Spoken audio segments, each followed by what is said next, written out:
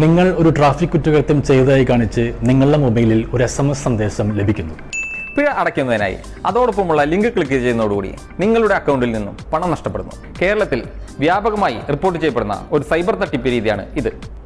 Cyber തട്ടിപ്പുകാർ അയച്ചു നൽകുന്ന വ്യാജ ലിങ്കിൽ നിങ്ങൾ ക്ലിക്ക് ചെയ്യുന്നതോടുകൂടി നിങ്ങളുടെ മൊബൈൽ ഫോണിന്റെ നിയന്ത്രണം തട്ടിപ്പുകാർ കൈവശപ്പെടുത്തുന്നു. ട്രാഫിക് കുറ്റകൃത്യം ചെയ്തതായി കാണിച്ച് നിങ്ങൾക്ക് വന്നേക്കാവുന്ന SMS സന്ദേശങ്ങളിൽ കണ്ണടച്ച് വിശ്വസിക്കരുത്.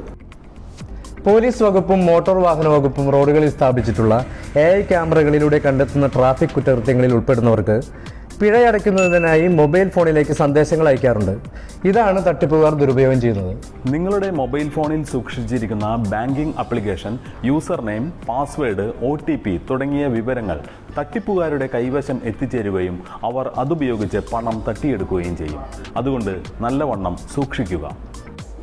ഓൺലൈൻ സാമ്പത്തിക തട്ടിപ്പിനിരയായാൽ വിവരം 1 മണിക്കൂറിനുള്ളിൽ തന്നെ 1930 എന്ന നമ്പറിൽ അറിയിക്കണം. എത്രയും നേരത്തെ നിങ്ങൾ വിവരം അറിയിക്കുന്നുവോ അത്രയും പെട്ടെന്ന് നിങ്ങളുടെ നഷ്ടപ്പെട്ട തുക തിരികെ ലഭിക്കുവാനുള്ള സാധ്യത വളരെ കൂടുതലാണ്. കൂടാതെ സൈബർ ക്രൈം റിപ്പോർട്ടിംഗ് പോർട്ടലിലും നിങ്ങൾക്ക് പരാതികൾ രജിസ്റ്റർ ചെയ്യാവുന്നതാണ്.